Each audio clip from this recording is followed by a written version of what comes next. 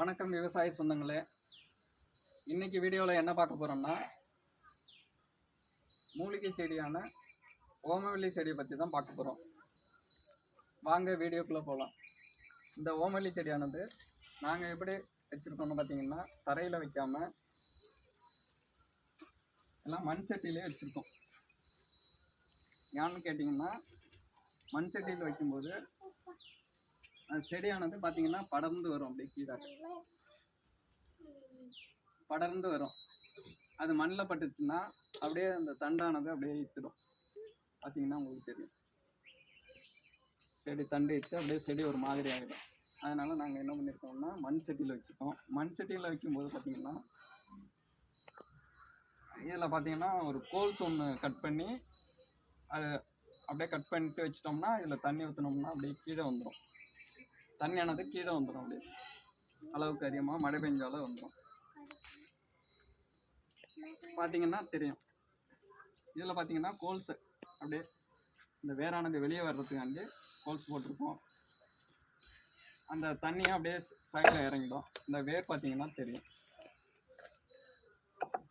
அப்புறம் பார்த்திங்கன்னா மூணாவது பார்த்திங்கன்னா இது பார்த்திங்கன்னா இங்கே மாடியிலே இந்த செடியை சேர்த்து அப்படியே இருந்ததுனால நல்ல லாங்காக லென்த்தாக வந்திருக்கு. அதே நேரத்தில் இது பார்த்திங்கன்னா மணலில் கீழே தண்டறையில் வச்சதுனால பார்த்திங்கன்னா மண் அடித்து ஒரு மாதிரியாக நம்ம இதை யூஸ் பண்ண முடியாது. அப்படி இருக்குது. அதனால் நீங்கள் பார்த்திங்கன்னா இதை மழை சீசனில் பார்த்திங்கன்னா மேலே கொண்டு வந்து வச்சுட்டிங்கன்னா, செடியை மேலே வச்சுட்டிங்கன்னா கொஞ்சம் நல்லாயிருக்கும். அப்புறம் பார்த்திங்கன்னா இந்த செடி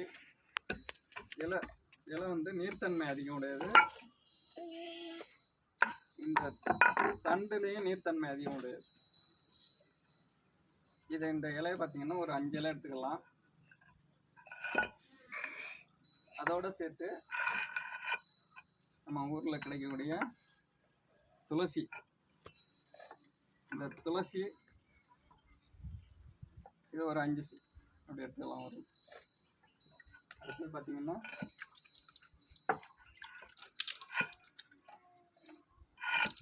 இலையை எடுத்துக்கலாம். நமக்கு தேவைக்கேற்ப அந்த இலை ஒரு 5 இலை 6 இலை எடுத்துக்கலாம். இப்போ நான் 5 இலை எடுத்துக்கிட்டேன்.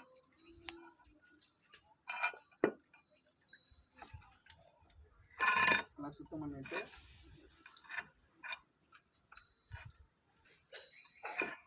துளசி அப்படியே பார்த்தீங்கன்னா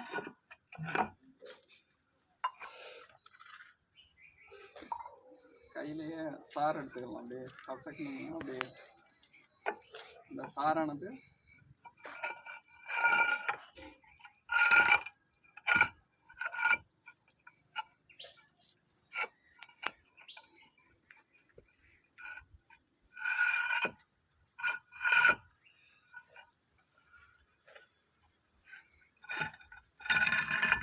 நீர்த்தன்மை அதிகமாக இருக்கிறதுனால சாறு அப்படியே நல்லா வரும்.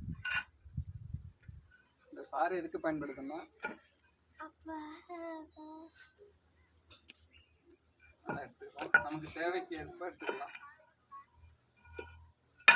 இந்த சாரானது எதுக்கு பயன்படுதுன்னா பார்த்தீங்கன்னா தெரியும், இந்த சாரானது குழந்தைகளுக்கு, சின்ன குழந்தைகளுக்கு சளி, இந்த இருமல்லாம் இருக்கும், ஆஸ்பத்திரியெல்லாம் போக வேண்டியதில்லை.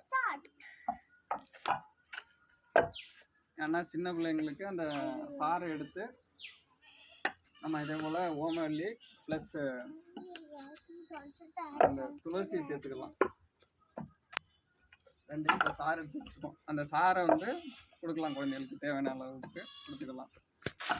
இப்போ பெரியவங்க பார்த்துக்கிட்டிங்கன்னா இந்த இலையை வந்து அப்படியே முழுசாகவே காலைல சாப்பிட்லாம். காலையிலே சாப்பிட்றது நல்லது. பார்த்திங்கன்னா கொஞ்சம் காரமாக இருக்கும். கூடுமானவரில் பார்த்திங்கன்னா இந்த மட்டும் சட்டியில், மண் சட்டி இல்லை முடியாதவங்க இந்த மட்டும் பிளாஸ்டிக் கப்பு அதில் வச்சுக்கலாம். நீங்கள் செடியை இப்போ பார்த்திங்கன்னா இது மட்டும் வளர்ந்தோன்னே இதை கட் பண்ணி அப்படியே இதை மட்டும் பிளாஸ்டிக் இதெல்லாம் இப்போ வச்சது சமீபத்தில் வச்சது நல்லா வேர் விட்டு இருக்குது. இதை மட்டும் யூஸ் பண்ணிக்கலாம். அப்புறம் இது பார்த்திங்கன்னா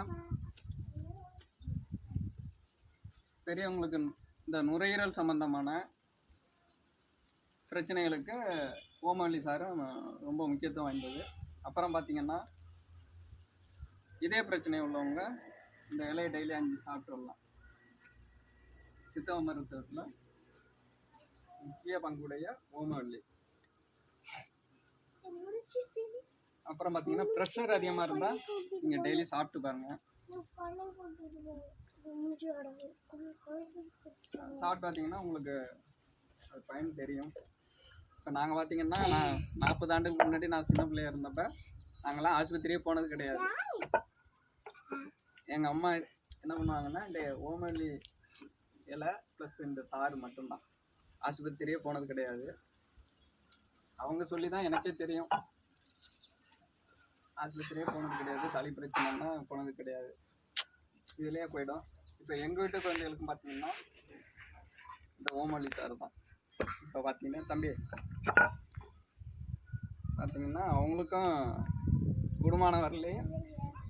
கூடுமானவர்லேயே ஓமவல்லி சாறு தான். அப்புறம்தான் மருத்துவம்.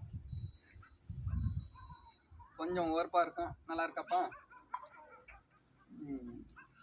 அதே போல் நாங்களும் இந்த செடியை பார்த்தீங்கன்னாலும் தெரியும், இலையே இருக்காது, எல்லாம் கட் பண்ணிடுவோம். சன்னமாக அந்த இலை விட எல்லாமே பறிச்சிடுவோம். ஒரு வாரத்துக்கு இருக்க இலையே இருக்காதுன்னு வச்சுக்கோங்களேன். அதனால் மக்களே முக்கியத்துவம் வாய்ந்தது இது. மற்றொரு பேர் பார்த்தீங்கன்னா கற்பூரவல்லி அப்படின்னு சொல்லுவாங்க. எங்கள் ஏரியாவில் பார்த்தீங்கன்னா ஓமவல்லின்னா தான் தெரியும்.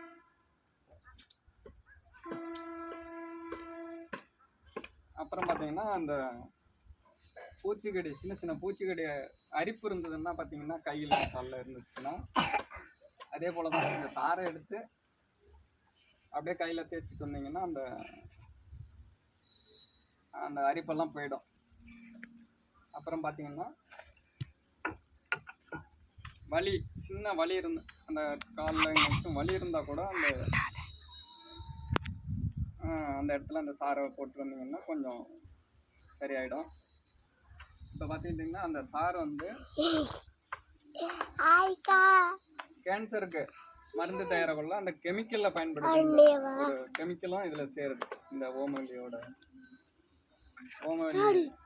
இலையோட கெமிக்கல் ஒன்று வந்து அந்த கேன்சருக்கு மருந்து தயார் பண்ணுற கெமிக்கலோட